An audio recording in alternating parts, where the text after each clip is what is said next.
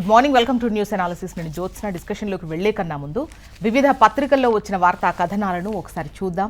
తెలంగాణ వార్తా పేపర్స్ చూసినట్టయితే ముందుగా ఈనాడులో వచ్చిన కథనాలు చూద్దాం.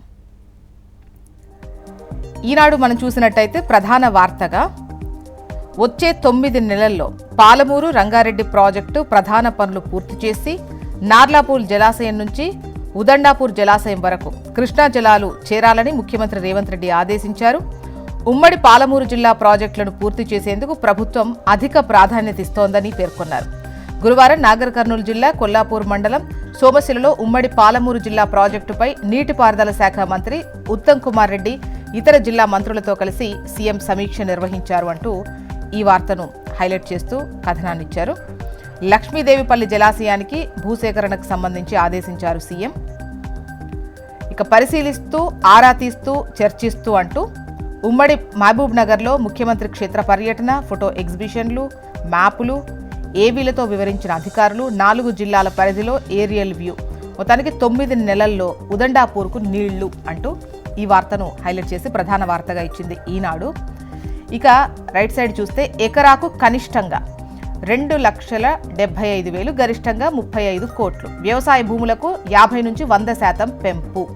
రాష్ట్రంలో వ్యవసాయ భూములు, ఖాళీ స్థలాలు అంటే ప్లాట్లు, అపార్ట్మెంట్లు అంటే ఫ్లాట్లు, ఇళ్లకు కొత్త మార్కెట్ విలువను శుక్రవారం నుంచి అమల్లోకి తెస్తూ ప్రకటించిన విషయం మనకు తెలిసిందే.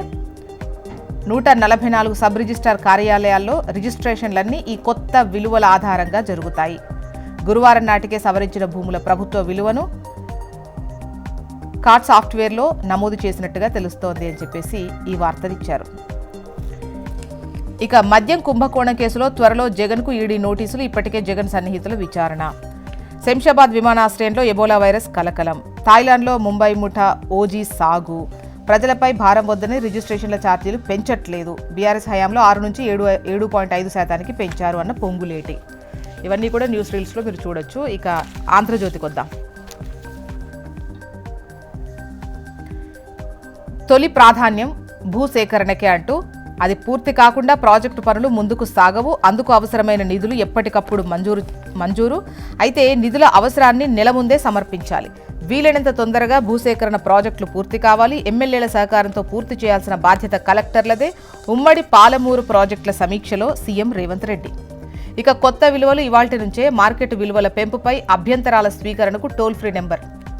బంగారం లాంటి కట్టుకథ అంటూ 5 ఏళ్లలో 15 లక్షల కోట్లు నకిలీ వ్యాపారం. భారీగా బంగారం శుద్ధి, ఎగుమతి అంటూ మసిపూసి మారడికాయ చేసిన రాజేష్ ఎక్స్పోర్ట్స్. స్టాక్ మార్కెట్లో ఎగబడ్డ ఇన్వెస్టర్లు. కంపెనీలో 10% షేర్లు కొన్న ఎల్ఐసి.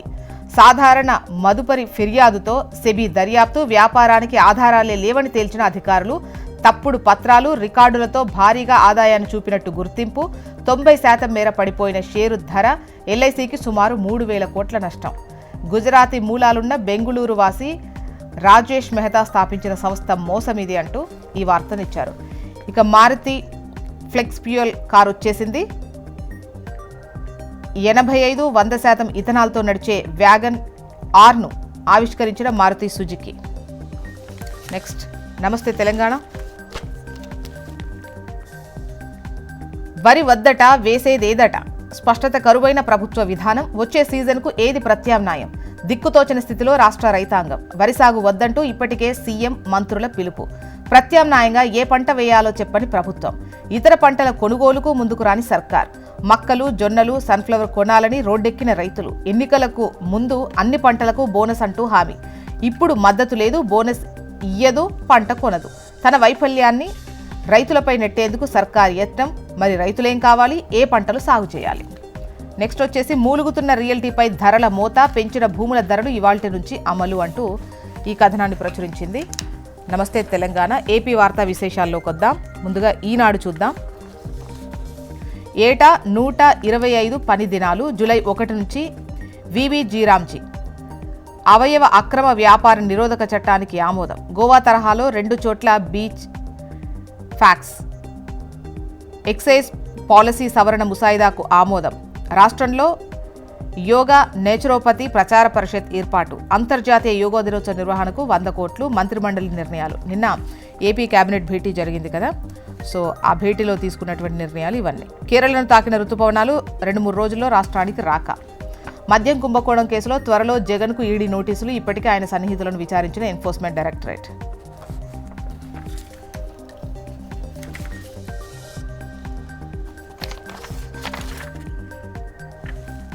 ప్రభుత్వ ఉద్యోగానికి అధిక విద్యార్హతలుంటే అర్హులు కారు. సుప్రీంకోర్టు స్పష్టీకరణ.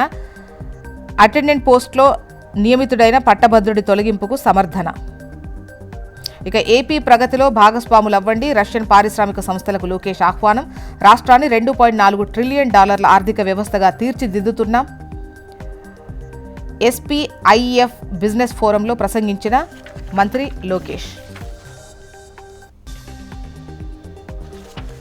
ఆంధ్రజ్యోతి చల్లని కబురు వచ్చేసింది. కేరళను తాకిన నైరుతి రుతుపవనాలంటూ ఈ వార్తనిచ్చారు. కర్ణాటక, తమిళనాడులోని కొన్ని ప్రాంతాల్లోకి అంచనా కంటే వారం రోజులు ఆలస్యంగా రాక మరో 2-3 రోజుల్లో ఆంధ్రప్రదేశ్, మహారాష్ట్రకు, ముందు సీమ, దక్షిణ కోస్తాల్లో కొన్ని ప్రాంతాలకు, మిగిలిన ఏరియాల్లో విస్తరణకు కొంత టైం పడుతుంది. ఎల్నినో పరిస్థితుల ప్రభావంతో ఈ ఏడాది సాధారణం కంటే తక్కువ వర్షపాతం నమోదయ్యేటువంటి అవకాశం ఉంది. ఐఎండీ చేసిన మేలు చెబుదాం. 2 ఏళ్ల పాలనపై 3 ప్రాంతాల్లో బహిరంగ సభలు. ఎన్డీఏ సమావేశంలో నిర్ణయం. 9న తిరుపతి, 12న అమరావతి, 15న విశాఖలో నిర్వహణ. ఆర్భాటం లేకుండా సాదాసీదాగా సభలు. 24 నెలల విజయాలపై 24 కార్యక్రమాలు. కేంద్ర మంత్రులకు భాగస్వామ్యం. అమరావతి ఐ, లండన్ ఐ తరహాలో కృష్ణా తీరంలో నిర్మాణం. అవయవాల అక్రమ విక్రయాలకు చెక్ ఆర్డినెన్స్ జారీ చేసిన కేబినెట్. శ్రీ సిటీలో ఇంటర్నేషనల్ ప్రైవేట్ వర్సిటీ. ఏపీ విమానయాన పాలసీకి ఆమోదం. ఈసారి 1 కోటి మందితో యోగా వేడుకలు వెల్లడించిన మంత్రి కొలుసు. నిన్న ఏపీ కేబినెట్ భేటీలో తీసుకున్న నిర్ణయాలు, పొందిన ఆమోదాలకు సంబంధించి ఈ వార్త. నెక్స్ట్ సాక్షి. రాక్షస పాలనపై రణభేరి అంటూ రాష్ట్ర వ్యాప్తంగా కదం తొక్కిన వైఎస్ఆర్సీపీ. నియోజకవర్గ, మండల కేంద్రాల్లో నిరసనల హోరు అంటూ రాష్ట్రానికి చంద్రబాబు హానికరం. నమ్మించి గొంతు కోయడమే ఆయన నైజం. 2 ఏళ్ల పాలనంతా దగానే అంటున్న ప్రజాగ్రహం. వైఎస్ఆర్సీపీ శ్రేణులను అడ్డుకున్న పోలీసులు. ఆంక్షలు, అణచివేతలను ధిక్కరించి గర్జించిన విపక్షం. ప్రజల నుంచి వెల్లువెత్తిన అపూర్వ స్పందన. స్వచ్ఛందంగా తరలివచ్చిన రైతులు, మహిళలు, విద్యార్థులు, నిరుద్యోగులు. రానున్న స్థానిక సంస్థల ఎన్నికల్లో చంద్రబాబు సర్కారుకు బుద్ధి చెబుతామని స్పష్టీకరణ అంటూ ప్రధాన వార్తను సాక్షి ప్రచురించింది. బీచ్లలో బీరు బారు అంటూ బీచ్ షాక్స్కు మంత్రిమండలి ఓకే చెప్పిన విషయాన్ని ఇక్కడ ప్రస్తావించారు. ఇవి సాక్షిలో వచ్చిన కథనాలు. మొత్తానికి ఇవి ఇవాళ వివిధ పత్రికల్లో వచ్చినటువంటి వార్తా కథనాలు. ఇప్పుడు ఒక చిన్న బ్రేక్ తీసుకుందాం. బ్రేక్ తర్వాత డిస్కషన్లోకి వెళ్దాం. Stay tune.